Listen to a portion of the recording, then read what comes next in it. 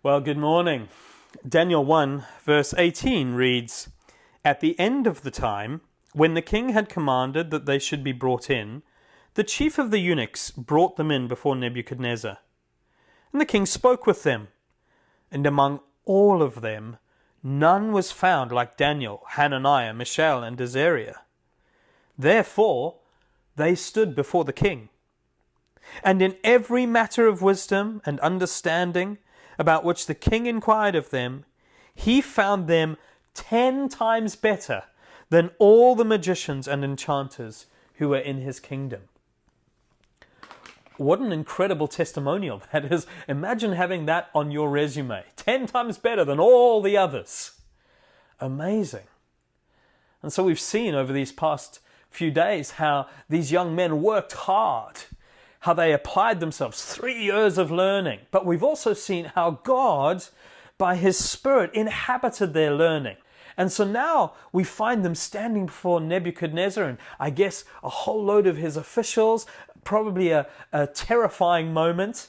And the king begins to question them. And out of these guys pours incredible wisdom, amazing answers. And the king is astonished. These guys are in a league of their own.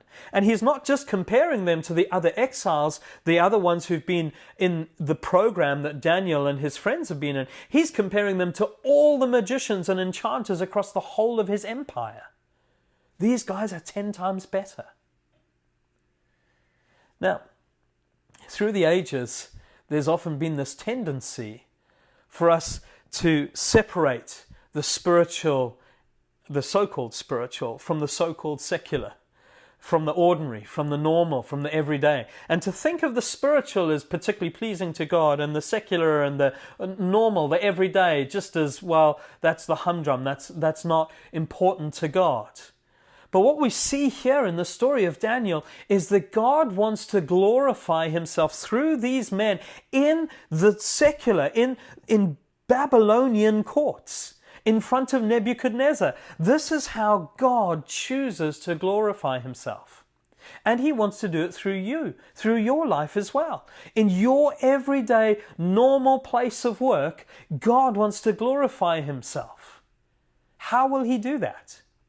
I wonder whether you've ever asked the question, why did Jesus take 10 to 15 years of His life working with His hands? The Son of God, the Messiah, works with His hands, clothes Himself with the ordinary, and then only 3 years of ministry at the end of His life. How is it that the King of Kings comes and frames houses with His hands? How is it the King of Glory works as an ordinary man like this? Why would He do that? Well, I believe our work is important to God.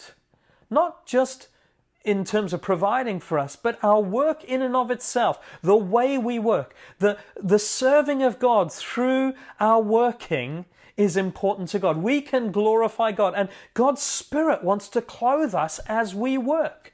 That there would be this supernatural dimension to our work where we love others, we care for them, we bring God's love and generosity and kindness into our normal everyday context.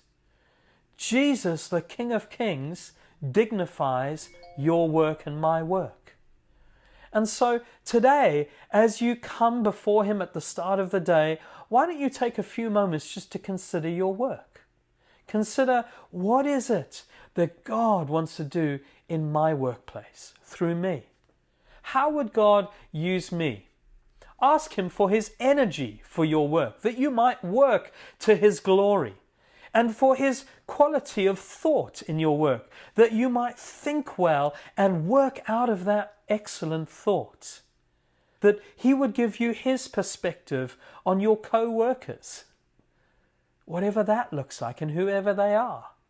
Ask God for His empowering Spirit to clothe you as you work to His glory. So, have a wonderful day.